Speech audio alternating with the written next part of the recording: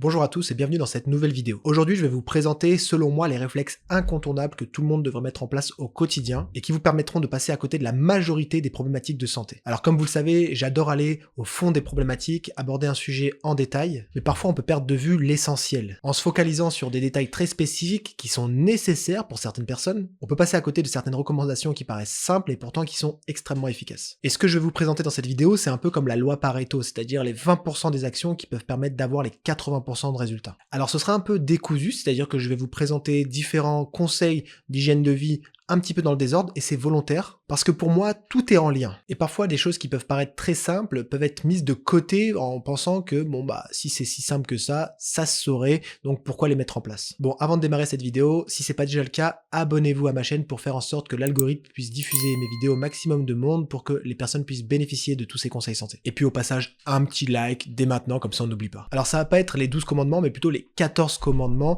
et le premier, en tout cas ce qui me semble être indispensable, et que je ressens comme étant indispensable pour ma santé, c'est le sommeil. Et quand je dis le sommeil, c'est le sommeil, c'est-à-dire idéalement 8 voire 9 heures de sommeil par nuit. Et j'entends bien que peu de gens peuvent se le permettre dans le mode de vie occidental où c'est métro boulot dodo, et que également dans notre société, on a un peu cette culpabilité de dormir et de ne pas travailler suffisamment. Je vous rassure, dans plein d'autres populations, c'est pas un problème, il n'y a pas de culpabilité avec le sommeil, il y a même des pays où la sieste, c'est presque une religion. Le sommeil, c'est vraiment la clé de tout selon moi. Le sommeil, il va vous permettre, déjà, de nettoyer votre organisme, de régénérer vos systèmes hormonaux, de récupérer, de cicatriser, mais il va vous permettre surtout de prendre les bonnes décisions dans la journée qui arrive. Si vous dormez mal, c'est augmentation des hormones de stress, augmentation de l'appétit, plus d'irritabilité, on fait les mauvais choix, on rayonne moins avec les gens, on rayonne moins sur le monde, on n'attire pas forcément les bonnes personnes, et on commence à développer des mauvaises habitudes qui vont se traduire à long terme par des problématiques de santé. Deuxième élément fondamental, et là je vais parler d'alimentation, et c'est peut-être une règle générale qui permet à tout le monde de s'entendre,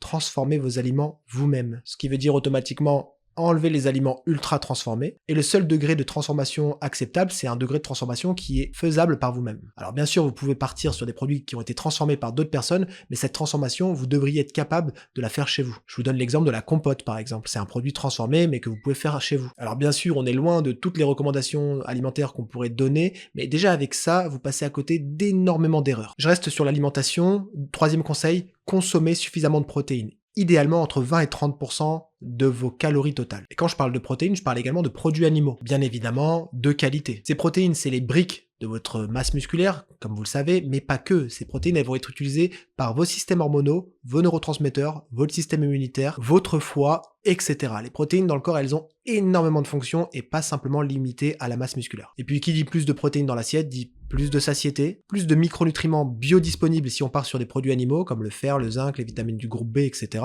Et moins de place finalement pour les excès alimentaires et la malbouffe. Alors comme je vous l'ai dit, on peut aller à chaque fois beaucoup plus loin dans les détails, mais l'objectif de cette vidéo, c'est de rester très général pour être compréhensible par tout le monde. Quatrième conseil, laissez votre système digestif au repos au moins 12 heures entre la fin du dîner et le petit déjeuner. Je suis pas en train de vous parler de jeûne intermittent, c'est pas le sujet de la vidéo, mais ces 12 heures de jeûne physiologique sont indispensables pour tout le monde. Déjà, ils vont vous permettre de laisser votre système digestif au repos, ce qui va vous permettre de récupérer vos enzymes digestives pour la digestion du repas suivant. Ça va vous permettre de diminuer les fermentations intestinales, et cette énergie nerveuse qui est pas mise au profit de la digestion, elle est utilisée pour autre chose. Et puis ça va vous permettre à minima de réguler votre production d'insuline. Et 12 heures, ça peut paraître beaucoup chez certaines personnes, mais c'est le minimum syndical que tout le monde devrait observer. Et vous allez voir que finalement c'est facile, on finit de manger à 20 heures, on prend le petit déjeuner à 8 heures et on a une plage de 12 heures de jeûne. Et bien sûr, on peut l'étendre en fonction des besoins, en fonction de plein de paramètres que je ne vais pas détailler. Cinquième conseil, un réflexe évident que tout le monde vous répète, mais bon, si je le dis encore aujourd'hui, c'est que peu de personnes le font suffisamment,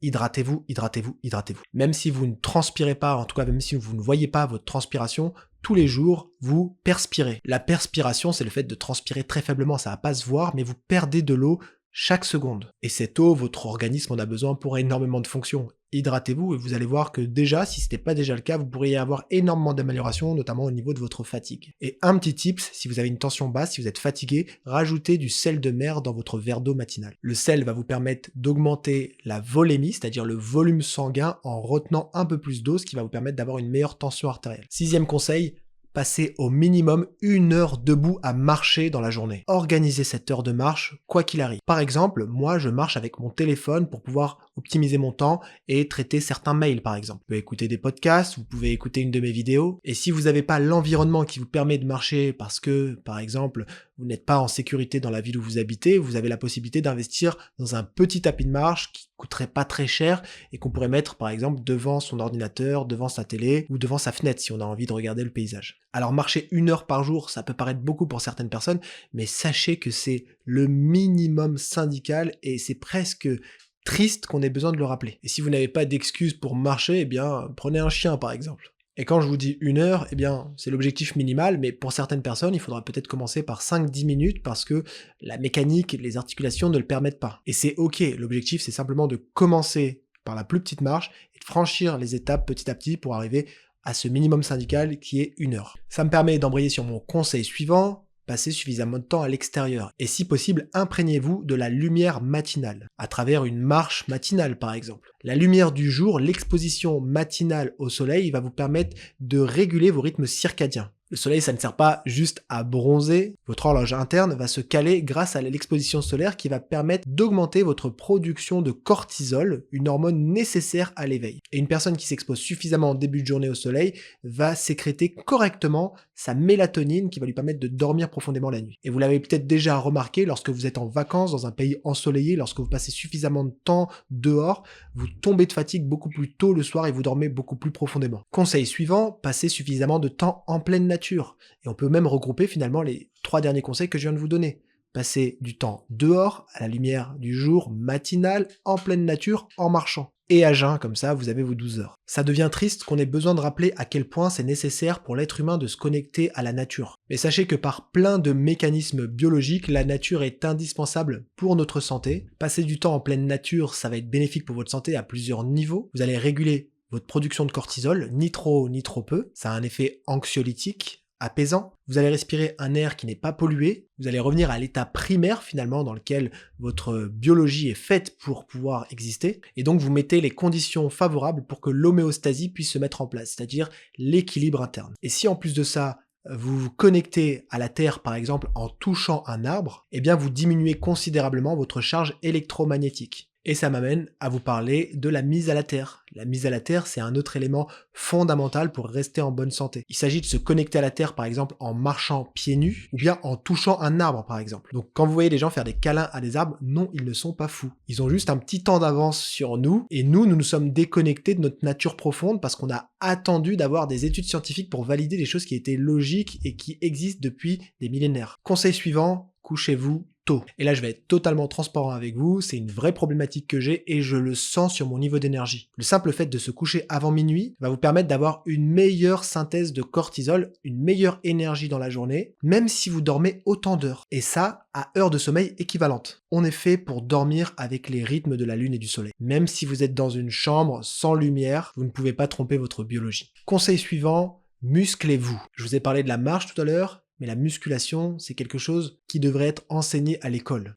Et d'ailleurs, c'était le cas en France, au début du XXe siècle, les cours de culture physique faisaient partie intégrante du programme scolaire. Et c'est d'ailleurs le cas encore aujourd'hui dans certains pays. La culture physique, c'est pas juste l'aspect physique d'avoir développé des gros biceps. Il faut voir ça comme un investissement long terme. Plus vous maintenez votre masse musculaire, plus vous allez maintenir premièrement un bon métabolisme, plus vous allez être résistant au niveau du système immunitaire, plus vous allez être solide. Et qui dit solide dit moins de risque de chute, moins de risque d'accident, moins de risque de fracture. Et ça c'est d'autant plus important avec l'âge avançant. Et plus vous y prenez tôt, plus vous allez pouvoir maintenir un bon capital osseux, un bon capital musculaire qui va vous permettre de passer les années facilement. Et je vous rassure, c'est jamais trop tard pour commencer, et même après 60 ans, vous pouvez démarrer la musculation, avoir de très bons résultats sur votre ostéoporose si vous en avez, sur votre force musculaire et donc sur votre autonomie. Et se muscler, ça veut pas forcément dire passer des heures et des heures en salle de sport devant un miroir à regarder ses biceps. Et même si c'est ok pour les gens qui le font. Malheureusement, la musculation va être plutôt connotée classe sociale inférieure. Beaucoup de gens n'osent pas se mettre à la musculation parce qu'ils ont peur de rentrer dans un cadre qui ne correspond pas forcément à leur niveau social par exemple. Et ça, c'est une erreur absolue. Et je pense que c'est quelque chose de très français pour le coup. Allez, il me reste 2 conseils très importants.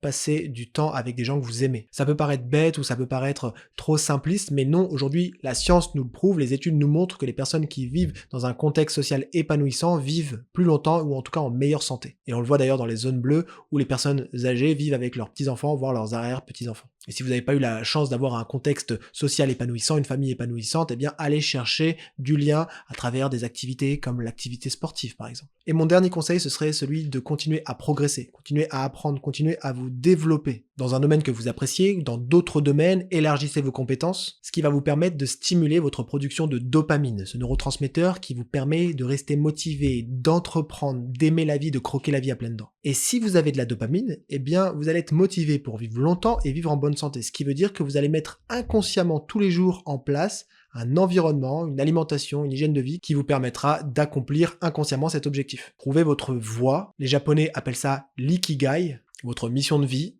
et c'est pas forcément un truc mon vidéo un petit peu différente de ce que je fais habituellement. N'hésitez pas à me dire en commentaire ce que vous en avez pensé. Partagez avec nous également ce qui vous permet au quotidien de vous sentir bien, quels sont les outils que vous pouvez mettre régulièrement en place dans votre routine pour vivre longtemps en pleine santé. Et si la vidéo vous a plu, n'oubliez pas un commentaire et si c'est pas le cas, abonnez-vous à la chaîne.